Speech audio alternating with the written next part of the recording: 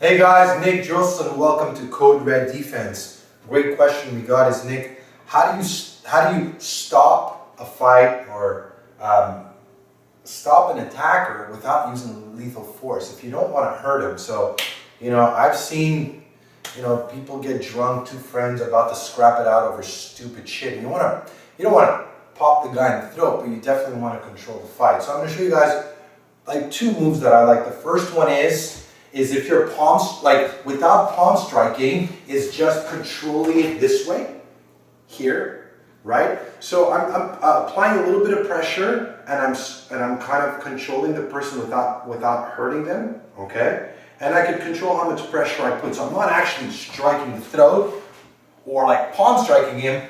It's, if I was to go from behind, I would go here, or the second one is a choke, okay? Again, I would not choke him out. I would just choke him enough to slow him down.